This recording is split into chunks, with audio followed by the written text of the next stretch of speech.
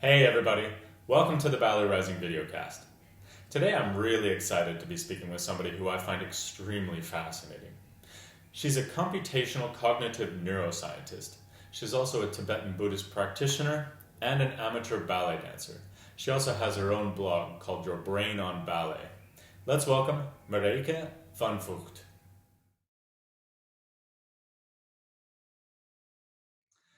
And here we are with Marieke. How are you? Welcome to the videocast. Hi, Casey. Thanks for having me. Yeah, great to have you. I'm really excited to talk to you today. It was just a fascinating experience reading your blog post the other day. So I was like, okay, I really need to sit down and have an interview with you because I'm just fascinated with who you are, but also what you're doing and everything like that. So I would just love to quickly introduce you to our audience. And let me read it off because it's really cool. Um, you're a computational cognitive neuroscientist, a Tibetan Buddhist practitioner, and an amateur ballet dancer. Is that correct? Yep. That is really exciting. Um, Tell us a little bit, what exactly is a computational cognitive neuroscientist? Yeah, it's somewhere in between, somebody who is moving in between neuroscience, psychology, and I guess artificial intelligence or computer science, and trying to understand the human mind using all these tools. Wow. That is incredible. So, how does the AI fit into the picture? Okay, so some neuroscience is basically the science of the brain, basically, right? Yep.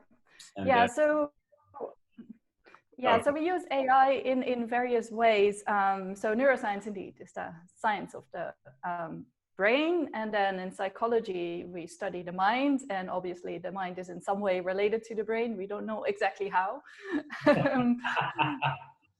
but there are relationships. And then AI has two ways that it connects to it all. The one way is that AI has awesome methods to make sense of complex data. Now your brain produces a heck of a lot of complex data. So what we're doing in my lab is that we're using these methods to try to track over time, say, when are you mind wandering and when are you paying attention? And by reading the brain activity, we try to predict that. Now, turns out this is pretty hard, so don't worry, we're not going to read brains anytime soon. Don't believe anyone who says they can read your brain because it's not true. yeah. But we're trying to develop those methods mostly to understand really what is a brain doing.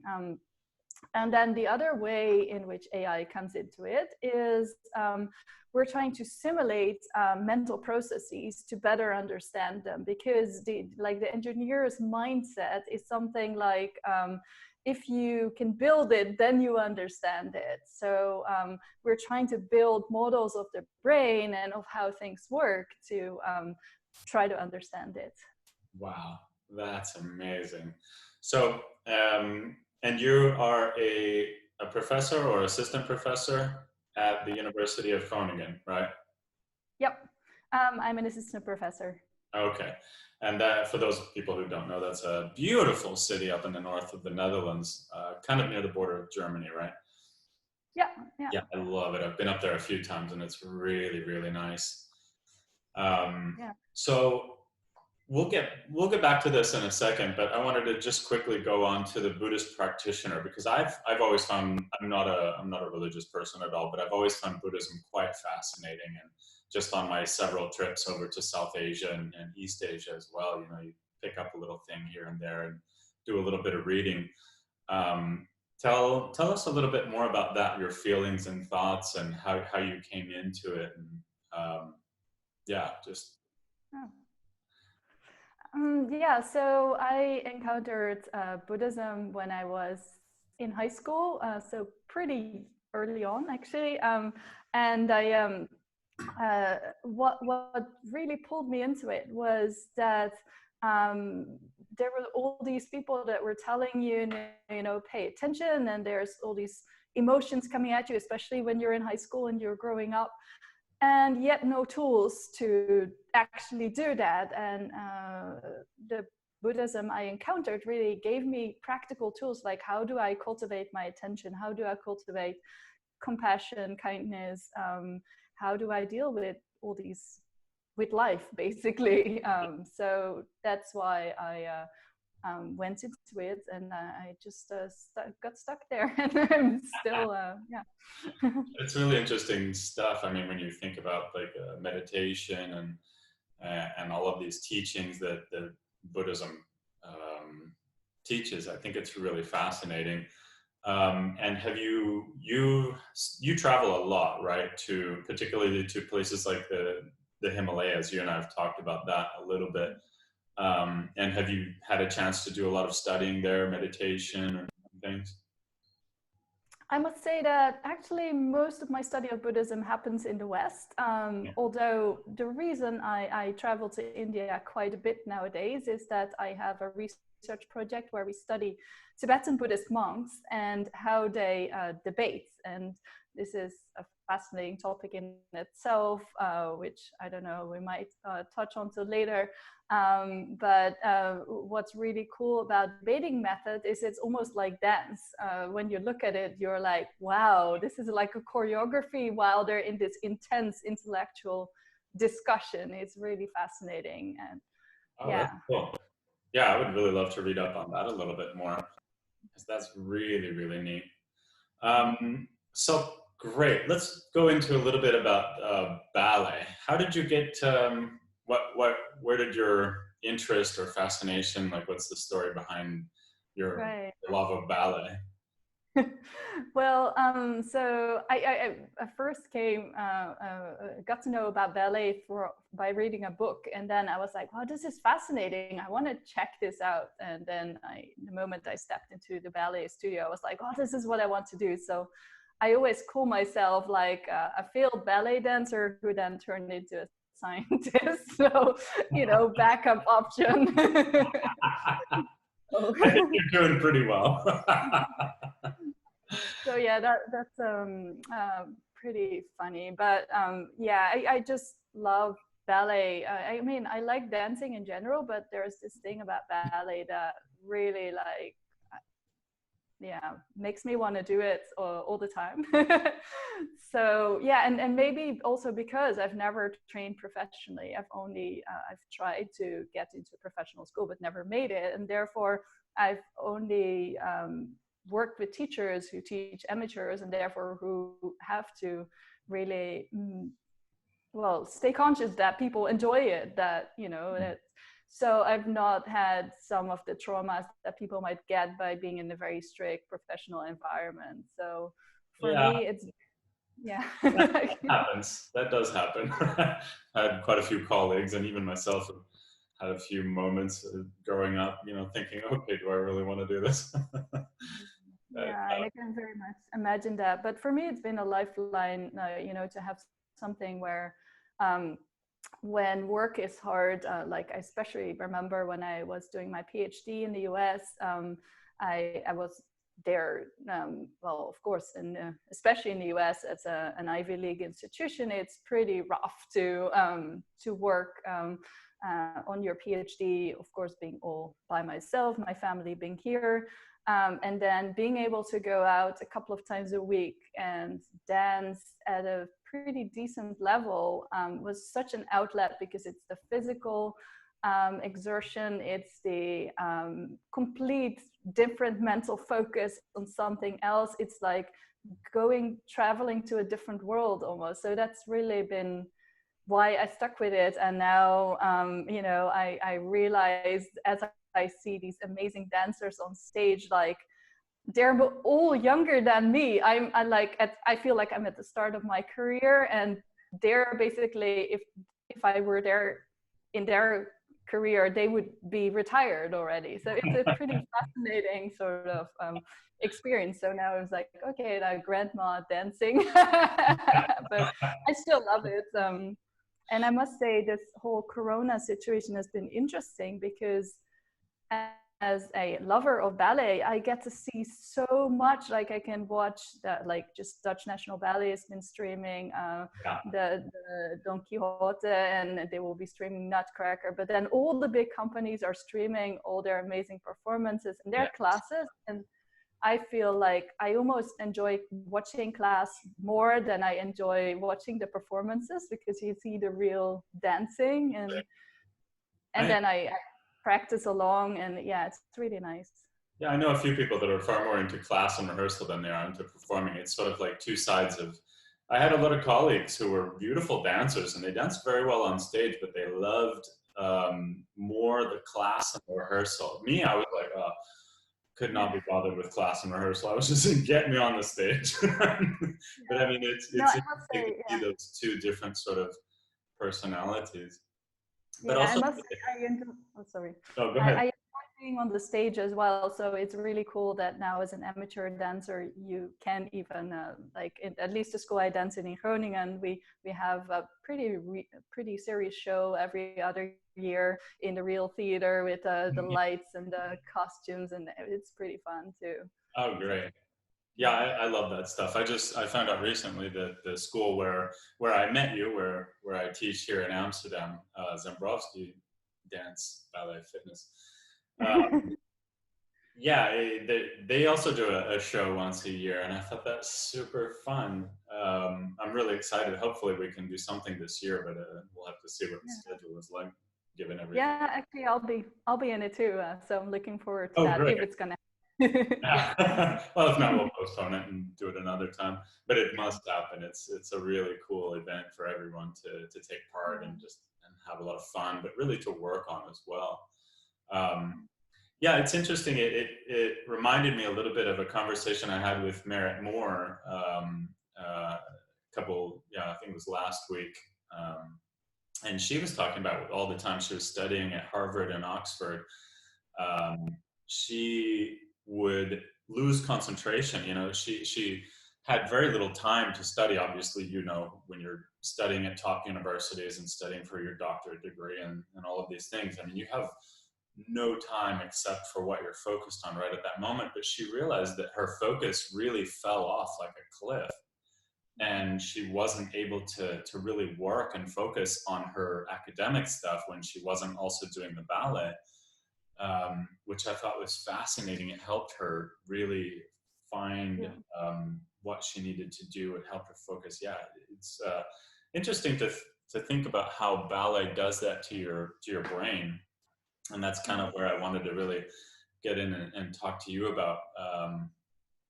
Because I read your blog post, and you were talking about how the brain reacts to dance, but particularly to ballet and stuff like that. So I thought, let's dive into that a little bit, because it was really, really, really fun.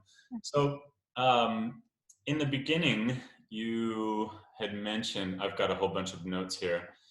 I'm going to read out just a couple of things, if that's all right, and maybe we can just talk about it a little bit. It says, each type of dance has a specific movement vocabulary, and when dancers watch their own type of dance, their ventral premotor cortex gets more active than when they watch other types of dance.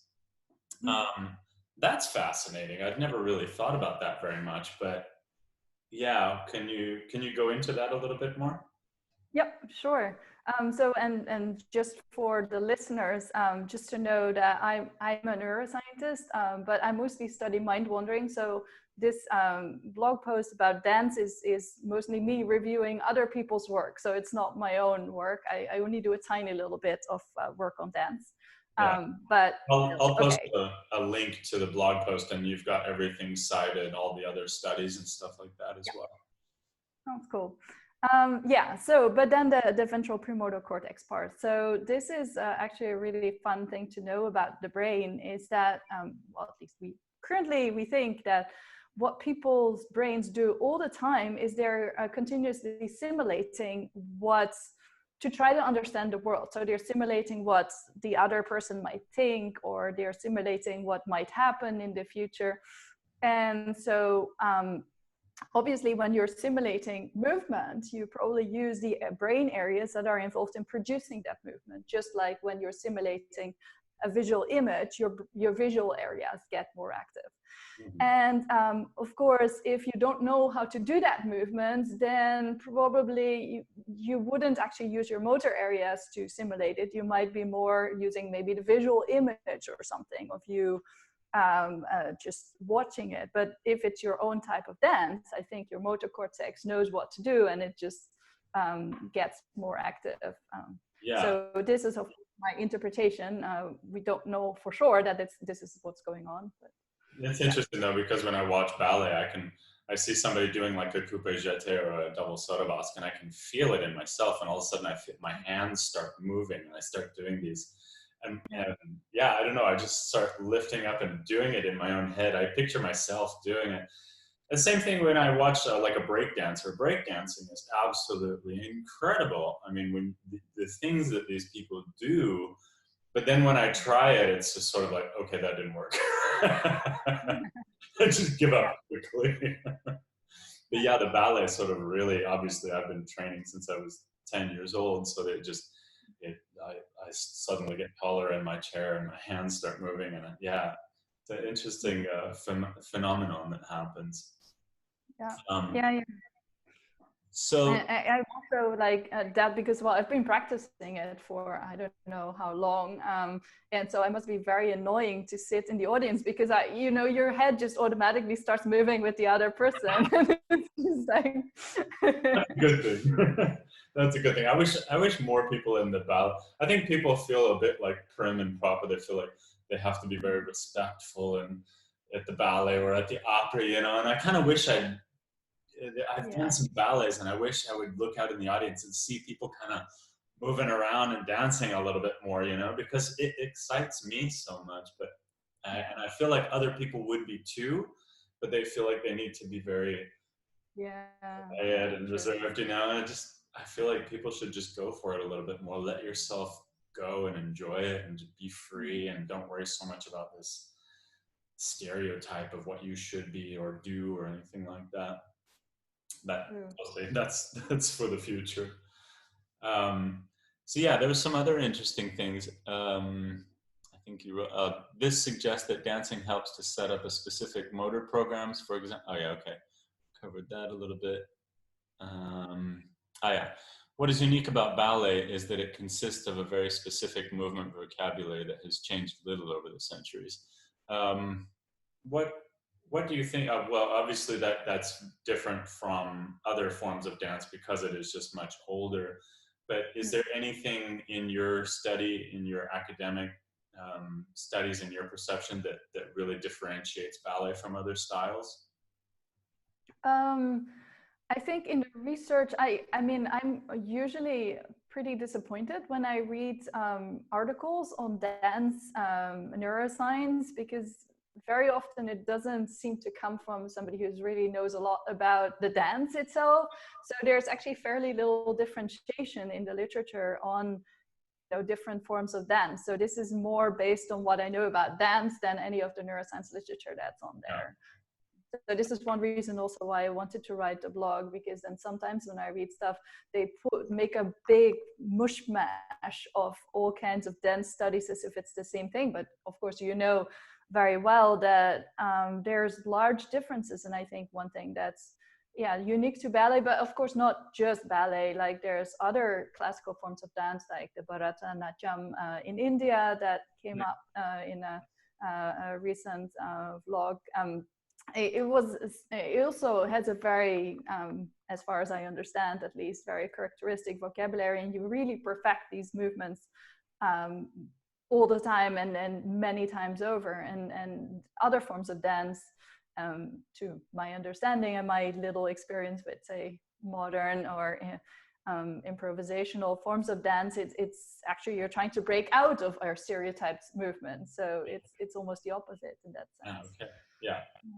And it makes a lot of sense that you would have different kind of brain or cognitive sort of processes involved in this. I mean, you also almost need to be a different kind of person. So the one is the aspect of creativity, is always turning things around and looking at it from many different angles, and the other one is having the focus and attention to be willing to go through the same pliés and tendus and rond de jambes every day, and really try to say, well, is it perfect yet, or what still needs to be fixed, and what little muscle here and that line there. And it's this very detail oriented approach. And the other approach in my mind is more like the really trying to explore all different aspects of movement, feeling, and mind all jumbled together. Yeah, it's interesting. I was talking to my girlfriend earlier today. She's helping one of the Dutch National Ballet choreographers, Milena Sidrova, choreograph a piece for the Dutch National Ballet right now. And yeah, they're going to be editing everything. It's going to be really cool. But my girlfriend is dancing in it, and it's somewhat contemporary, obviously. And she was complaining, and I remember thinking the same thing, how much more difficult it is to learn contemporary movement because it is so free form, and you're moving. It's not a set, step, like glissade, assemblée, glissade, jeté, but ballet. It's very like here, go there, go there. It's very how do you say that? Just very interpretable, I guess. And so it is much harder to learn with not having that set curriculum of specific steps that have been so fine-tuned and worked on. So yeah, it's a very different process to learning and everything like that. So let's see, here's a lot of sensitivity is visual because ballet dancers perfect their movements largely with the help of mirrors. That was something I hadn't really thought of much before. I've never really thought about that really before, the fact that most other dance styles don't really use mirrors either as much or at all. I mean, break dancers don't use them at all. I think some types of Broadway dancers and people use them, but I don't think anybody uses them nearly as much as ballet dancers. So I never really put two and two together with that learning process and the brain, how the brain functions and everything like that, with that visualization of yourself. So I thought that was really interesting. Can you expand on that a little bit more?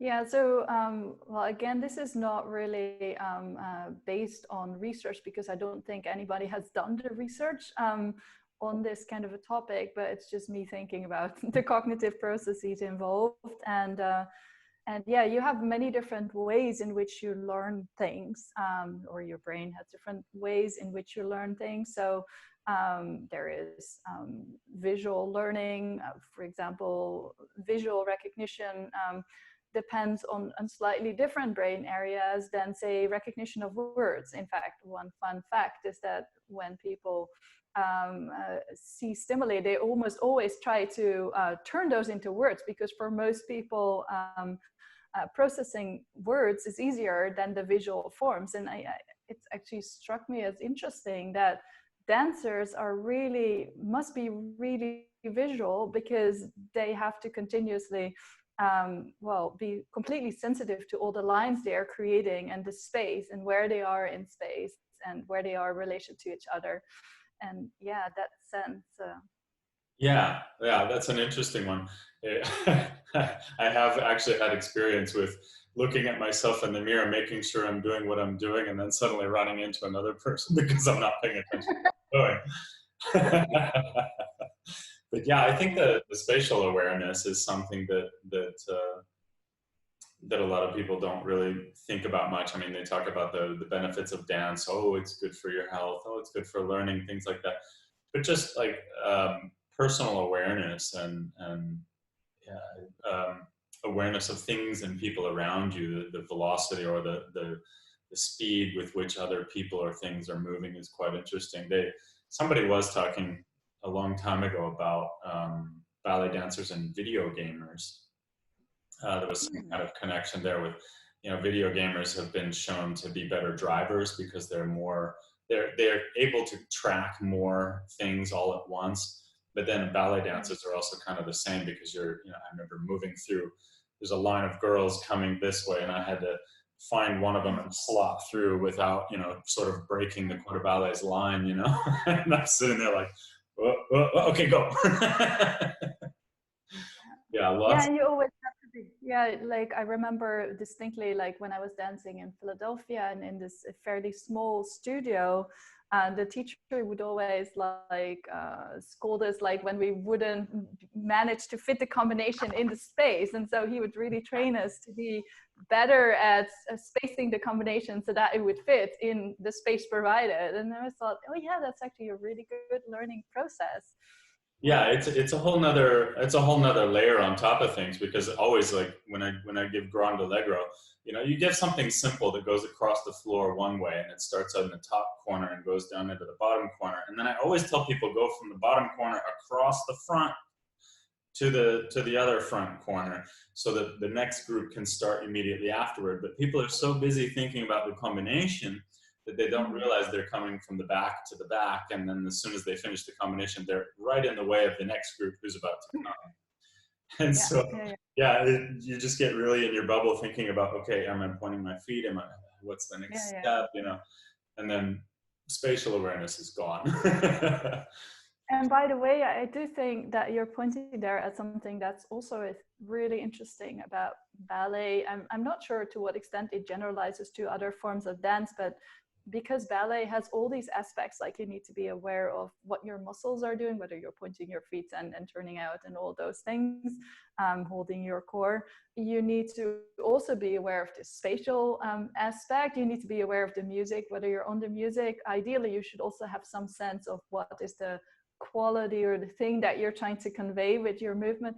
So there's so many things that it almost feels always to me subjectively like my head is completely full, but that's also wonderful because as an amateur dancer, that's why this is so therapeutic, I think, because you have no space literally to think about your normal worries and concerns and anything else. So Yeah, and you mentioned that in your blog post as well, about how dancers get in this state of being where you're just so focused on maybe your character or things like that, but your body just really takes over. And that's something I talk about in class a lot. Once you know the steps and you're comfortable with your technique, that you just let your body do it. I remember being out on stage just not thinking at all what I was doing, um, and my body just went with the music. And sometimes if I actually stopped and thought about each step, then I would make a mess of it. And I would screw up every step. So I would just, yeah, you get out thinking of your character. Or I've had times when I was out on stage when I was actually thinking about what I was going to cook for dinner. I didn't do that very often. There wasn't a yeah, habit, but there were times yeah, after thousands of performances.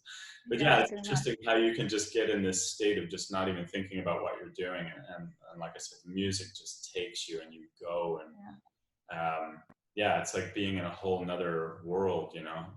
It's that sort of state of being where you're so focused on the here and now that the past and the present is just totally pointless. I think that's what I think a lot of thrill junkies love that. A lot of athletes love that, but that's very common with dancers as well, where you're just so in that state of the here and the now, and everything else melts away. It's a fascinating place to be. Yeah, for I used sure. to get that a lot from dancing, but also from riding my motorcycle. I don't have them anymore, but I used to ride motorcycles, and I would go really fast, and it would just make your blood boil, and it was just your whole focus was just right there, nowhere else. There was nothing else in your mind. Yeah. So that's amazing. Mm-hmm. Um, let's see. Very curious whether this also. Yeah, I'm very curious whether this also transfers to better memory. I think you were talking about bit-sized pieces of learning choreography, and that's interesting.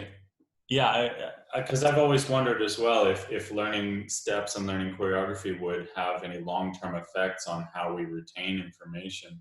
Do you have any insight into things like that? Yeah, so well, as I write in my blog, again, I think there's been pretty much no research that I could find, at least, on that topic.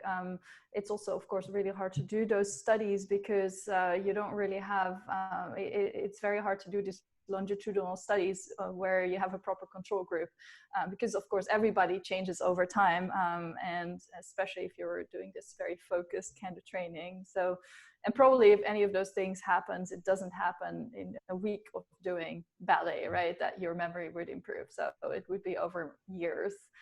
Okay, having said that, it seems likely that when you, I mean, in ballet, because the focus is so much on exact reproduction of the steps you've been assigned, and ideally also doing them as perfectly as possible, you probably really develop this skill of picking up things quickly. And in fact, at least that's also what I've experienced in my little experience as an amateur dancer, is like you really do get better to pick up things quickly. Part of it is probably just that to be able to remember something, you need to pay attention. And if you are less distracted by other stuff, you can probably also better remember things, because it's not like you're trying to focus here and then your mind goes somewhere else and then you have to go back to focus and then you can encode this, and meanwhile this other stuff is happening in your mind as well. That, I mean, you can't do multiple things at the same time. So you have to, if you have more sustained focus on what you're trying to do, this would help. And since ballet requires such strong directed attention to something, I would strongly predict that it would also improve your memory. But yeah, again, it might also, like I was talking to another woman at this at the ballet school where we met the other day, and she was saying how she felt like, well, in her work she's pretty well able to remember things, but then when she comes to the ballet class, she finds it very, very difficult to pick up combinations. Oh, wow. And I was like, well, no worries. It does get better the more you practice. So there's some sense to which you also have different memory systems. So visual memory is not necessarily the same as memory for words, and motor memory for movement is probably more linked to procedural memory. So it's more like a skill. So in that sense, we don't really know exactly to what extent they generalize. So maybe the only thing that does generalize is this attention training. So yeah. Yeah, I mean, I've had experience with that. I've hung out with some of my friends who are not ballet dancers, and with a group of my friends who are ballet dancers, and the ballet dancers did tend to have a better focus. Like, we've stayed focused on the project at hand a little bit longer than some of the other people. And it's not to say that ballet dancers are these enlightened human beings, but there are certain things that ballet does do to your brain, and they're quite impressive things. The memorization skills and the focus and things like that. And it's interesting when you do kind of have those small chances to see people side by side and compare. But we all do learn and develop a variety of different skills. And I think just because you're amazing in one area doesn't mean that you're a genius in all of them. It's just that's yeah. And the other, yeah, so we don't know necessarily whether the ballet is what's causing the improvement in focus, or whether it's a self-selection, so that only those people who are sufficiently focused manage to make it through the training, because you have to be a particular kind of person to be willing to put in that effort and that focus to do the same thing every single day. I think I'm proof that if you don't have good focus, if you have really bad ADD, you can be a dancer. I was terrible Well, before I did ballet. No, I'm joking. But yeah, yeah, and it's still, I mean, I also noticed that, I mean, I've heard various dancers say that, if they've started to dance because they were so hyperactive. And I think Merritt Moore was also telling that story. yeah. And I was like, yeah, I'm probably the same. So I also, if I I don't move, I just get hyperactive. And then, well, I'm in academia, but still I need that outlet. Otherwise I just go, and it's actually runs in the family. Like my sister is an amazing athlete, she's a runner, and my brother really likes to play tennis and play the oboe. So we all need this kind of physical exertion to ground us, otherwise we cannot focus. So Oh, wow.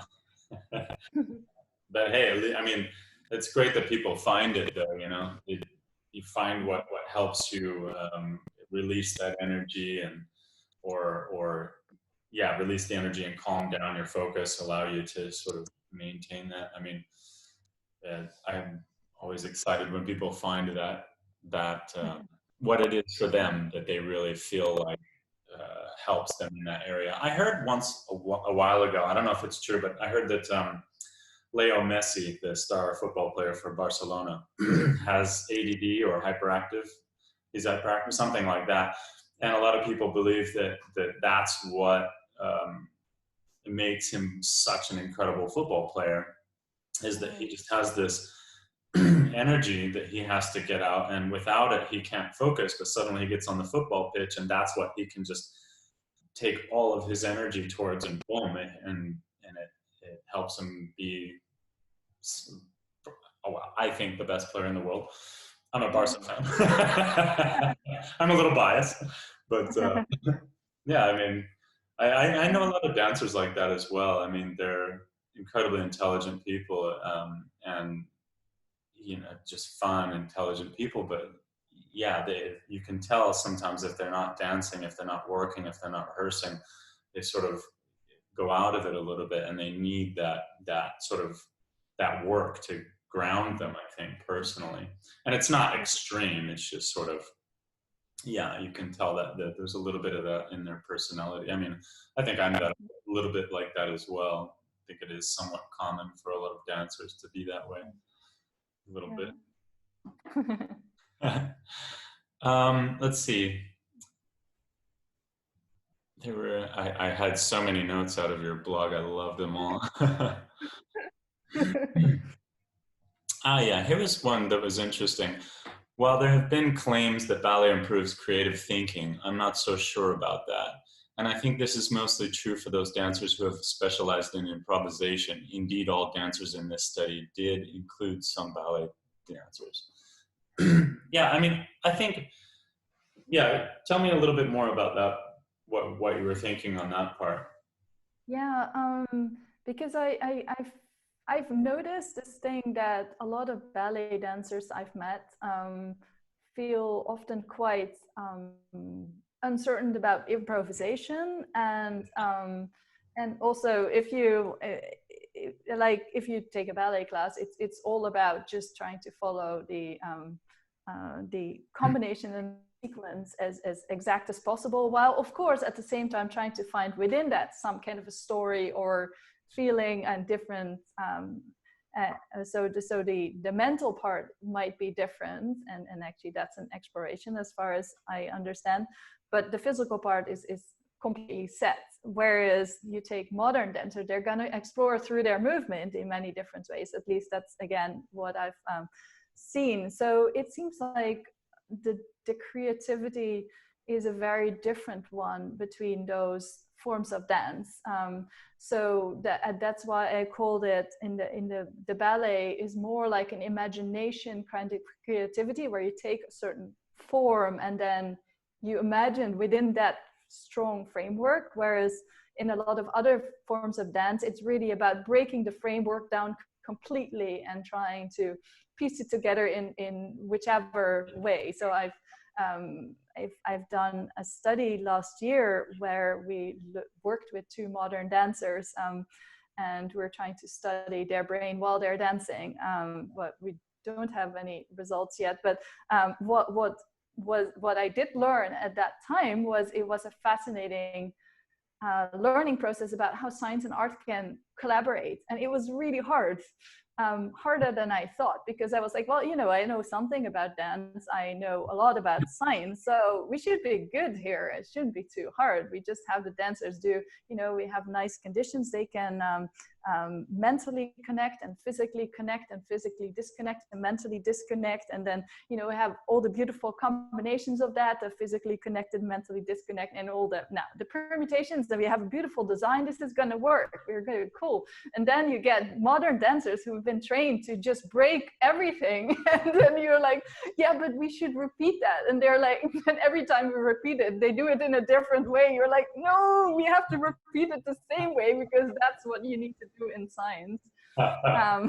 So this is mostly what inspired that. But it was also awesome because, they really train you to not get stuck in your particular story idea about what you're trying to do, but try to say, what if, and wait, and can you look at it from a different way? And then we use those ideas to come up with a different experiment that had much richer structure. So it wasn't like terrible, but it required us to really shift and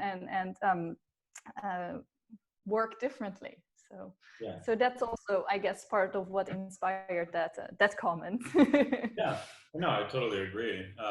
Because ballet is very, very structural. I mean, there's a lot of room for interpretation, of course, but we are very much emulating, trying to perfect something, emulating that or that person, whereas contemporary ballet or other types of dance are just totally, completely, interpretable and encourage you to interpret things your way.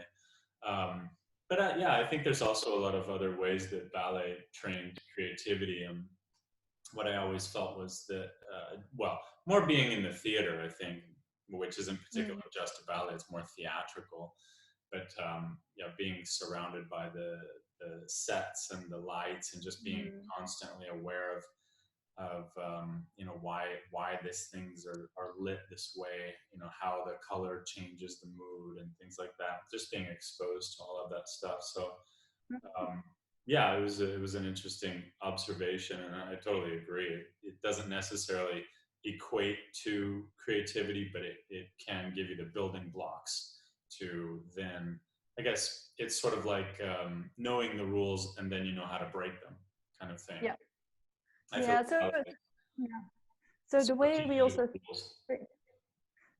so the way we think of creativity in scientific studies is that you really measure that to the extent that you can by giving people, for example, like a pen, and then you ask them, like, in how many different ways can you use a pen? Like, you can use it to write, but you can also use it as a measurement device. You can use it to pin your hair, and and so looking at something from many different angles. And the idea is that if you come up with more ideas, then you're more creative.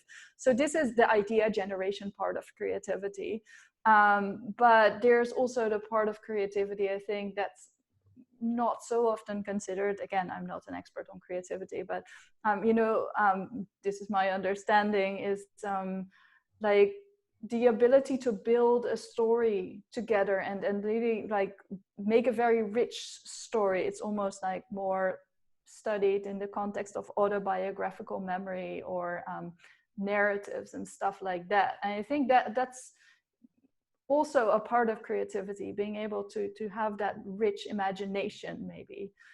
But that's a different part of your brain that's thought to be important for that. So that's why I wanted to make that distinction. No, it's interesting. It's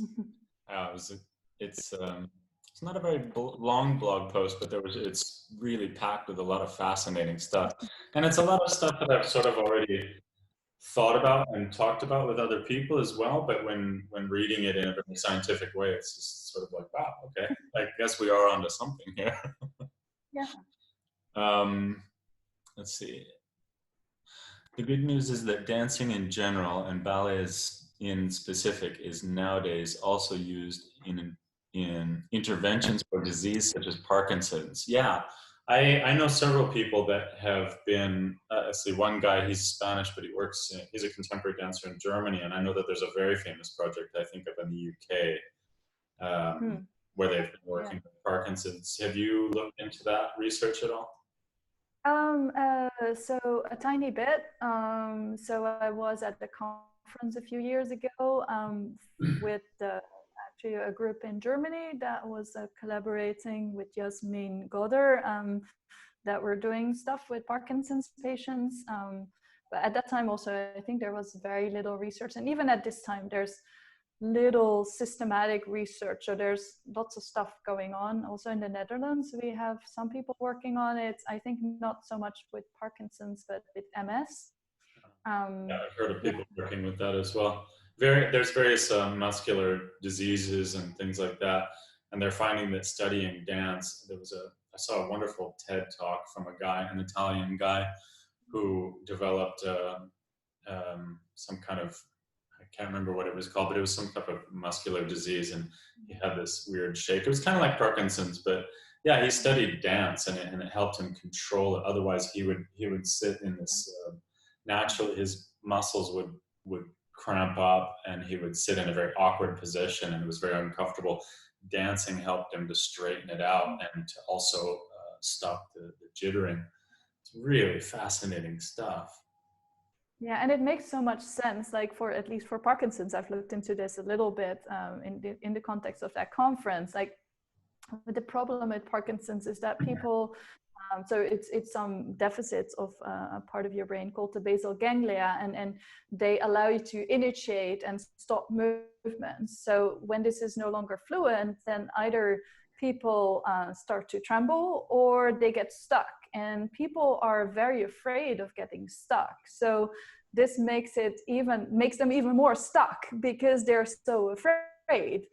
So it tenses them up. And so the nice thing of dance is that it has a rhythm through the music, and the rhythm helps people to get started.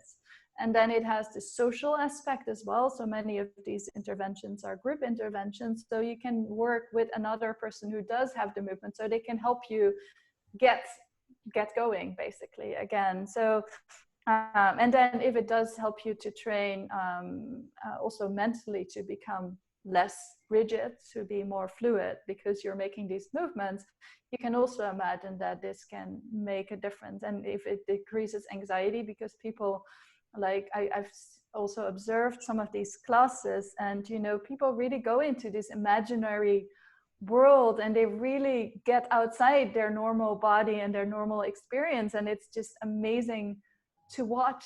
And it makes so much sense then that it really helps.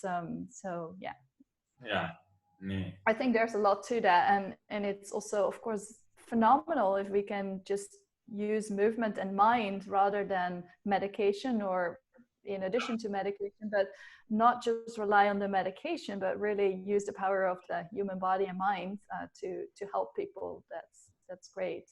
Well, it's amazing how resilient we are as human beings. We don't necessarily, I mean, I'm not against pharmaceuticals or drugs or anything like that, but there's so much that our body and our mind can do that, if we explore these avenues, I think there's got to be a lot we can do with it and not have to rely so heavily on certain types of drugs and things. And we'll see what role dance and the creative arts can play in those kinds of things. But yeah, do you have any more interesting blog posts or studies coming up that you're going to be writing about? I do blog occasionally, but it goes fairly randomly. So I don't know, and there's no particular plans. Of course, I mean, I'm actually at this point very busy with my teaching, because suddenly, like, the whole world, my teaching has to happen online, and it starts next week. So that's mostly what's occupying myself, and I'm actually also working on I just submitted a grant for a study to look at the effects of this COVID-19 crisis on people's mental health, because we talk a lot about the physical health and the danger for disease, but actually mental health is, I think, a disaster waiting to happen. Because I've been working on depressive rumination, try to understand that more, this is really like what our mind can get completely stuck on if you're sensitive, and what are the kinds of things that make people sensitive or not. And I think actually this is not part of the grand proposal, but from my own experience, things like dance and meditation are really things that can help us get unstuck, get our minds unstuck so that we can step out of our problems and our rigidity, and we can be a bit find peace and happiness through that. So that's mostly what I'm working on in various shapes or forms. So that's probably every so often I also write about those things as I'm well. looking forward to that. Yeah, it's interesting. I mean, we haven't really talked much about coronavirus in this video cast, which I normally do, but yeah, this is an extraordinary time. I mean, as everyone's noticed, and it'll be interesting to also see we're seeing I think the physical effects on a lot of people are going to be kind of obvious. A lot of people, I mean, the parks are full here in Amsterdam with joggers and bicyclists, and you see people outside all the time working out. You see people in their homes working out like crazy. I think people are doing it generally, from what I can tell, just from my perspective, they're doing a pretty good job of taking care of themselves physically. But yeah, the mental aspect of this whole thing is going to be a whole other side of it. I'm kind of wondering if we're going to see some cases of PTSD as a result of this. You know, for a lot of people, it will be quite traumatic, losing friends, losing freedom, losing money, losing jobs. I mean, this is going to be it's going to have a lot of effects for a while now, I think, it Yep. seems. Yeah, and there's been studies on situations like this in the past, that social isolation can really lead to a lot of anxiety as well as post-traumatic stress syndrome. So Oh yeah. I think this is for sure a big danger. Although the good thing is that because we're all in this together, and at least in the Netherlands, I think there's the general feeling that we're all in this together. That's something also the government has been really trying to push for, you could say. And because you see this tremendous outpour of creativity and solidarity online and in people's actions, I think that maybe it will prevent some of these issues. But yeah, we'll see how this is going to pan out. So it's also scientifically speaking, it's an extraordinary situation. Yeah, I mean, there must be a lot of people really studying. I mean, a lot of sociologists must be going crazy right now, studying everything they possibly can, because this is like this is the biggest human experiment we've ever done. I mean, I keep thinking about it, and you know, we've had pandemics, we've had plagues before, all throughout human history. But when has the entire planet, our entire species, decided to just suddenly self-isolate? And what are going to be the results of all of this from a social and a psychological aspect? It's just going to be really fascinating to see how all this ends up. Yeah, and as a Buddhist, it's also very interesting because it's like a giant retreat. I mean, one thing that Buddhists will do, and I was also talking to my monk friends about this, is like we every so often we try to go on a retreat so we can practice meditation by ourselves, observe our own mind in a more quiet environment. And this is like the whole world is going on a retreat at the same time in some shape or form, like going outside your normal situation. And maybe not always, depending on who you are and what you do, turning inside and watching your mind. But you know, the monks were sharing these things like, now is the time to explore, not outside but inside. And I thought, oh, that's so beautiful. It's it's quite extraordinary. I really hope that millions of people around the world right now are discovering the power of meditation. I mean, all these, you know, crazy people, these ISIS people and these drug cartels in Latin America. It's like, okay, good, let's just isolate, meditate, you know, calm down a little bit. I hope that we're learning something about ourselves, and I hope that we're all using this time to better ourselves and to learn and to experience. Yeah, I mean, my girlfriend and I have been doing that a lot. We've been trying to draw here and there. We bought a whole bunch of books, and I've been incredibly busy doing these interviews for Ballet Rising, which have been incredibly fun and very insightful. But yeah, it's one of the themes that comes up in all of these interviews is just how everyone can just really make the best use of this time and use it for themselves and use it to do something, to learn something, and to experience something that they wouldn't have normally done, and come out of this situation better, whether it's your dancing or your relationships with other people, or just having read a book and found something slightly interesting. You know, really, I just hope that everybody's using the time the best that they can, and I think the world will come out of this a better place. Yeah. And I think this is also where we really can learn from the arts, because I think in the arts, people really cultivate this ability to make something, to turn every situation into something better, and to have that creativity to just handle whatever comes your way, because, well, it's so hard to become an artist. I don't have the experience, but that's what I see around me. So yeah, I think that's what we can all learn from. And also, I feel like I especially noticed that in the first few days of this crisis, when we went into the intelligent lockdown in this country, but literally, of course, all around the world. And my brother was in Italy initially, so I was quite attuned to that. And I noticed how important it was to have arts, you know, whereas normally you just, well, it's, you know, nice to go to see a performance every so often, or I don't often have time to go to a museum, but if you do, you know, it's nice. But now you really need that kind of thing. You need the stories, you need the something that can really bring your mind to some different place. So Yeah. I think, to me at least, it was very obvious, like, this is when we need it. Yeah. Well, and it's amazing to see all these arts organizations reaching out so much and being, not just being creative in doing what they normally do, but being creative in how they reach other people and how they communicate with other people beyond their own boundaries, I guess you could say. That I have just been constantly thinking about the fact that, like you had said earlier, all of these arts organizations are now streaming live, or not live performances, but performances and classes, and museums are offering all of this, and all these arts organizations are reaching out around the world. And you know,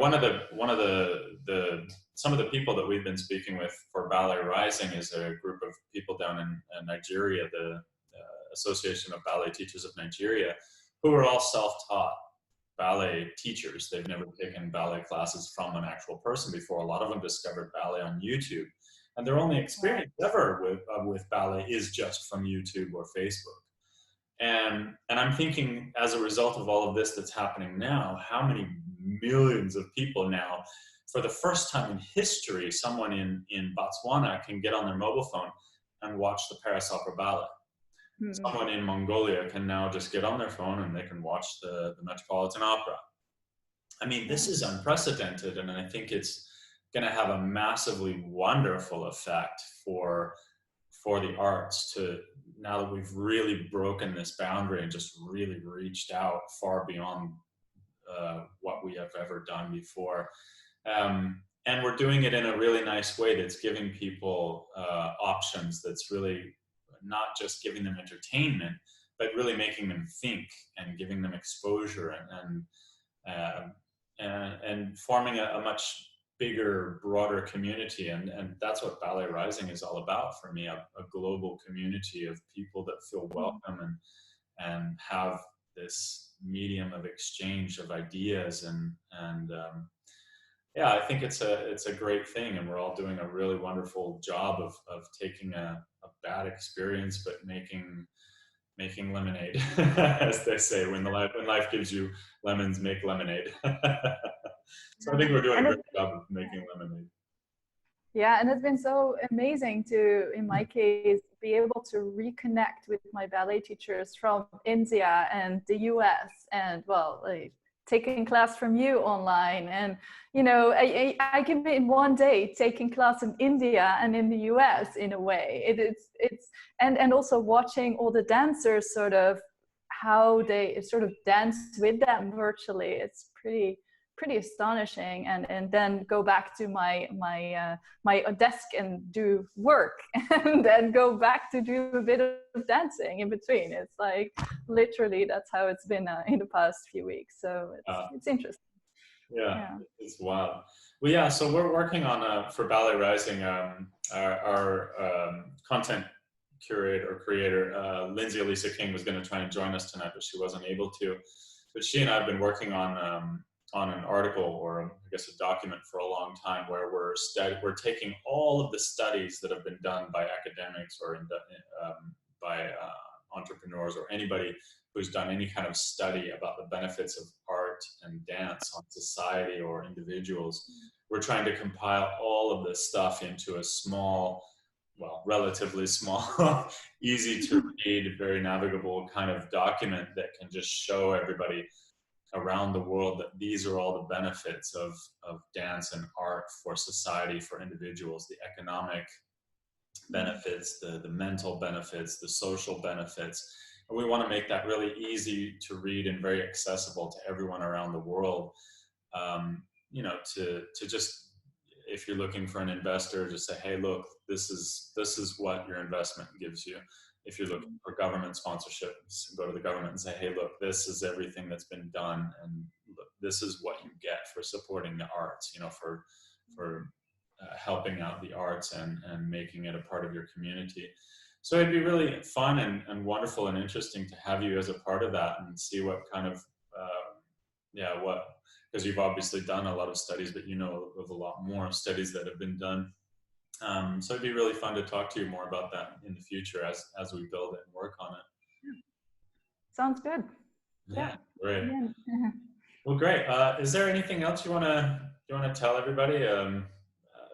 Any thoughts, ideas? Just hello world. Yeah. No. I think we've covered it pretty well. Like all my ideas about dance and movement and ballet and the brain, and yeah, I think the most important thing is really to just keep being inspired by the dancing in whatever way it works for you, because I think there is some dancing and movement for everyone, and it really is this, especially now, I think it's so important that we nourish this part of ourselves. Maybe I think that's my biggest message at this point, like really take care of your physical and mental health and prioritize that, because that's all we've got, and you know, everything else it's gonna change. So the only thing we can trust is really like this taking care of the mind and body that's been given to us. So,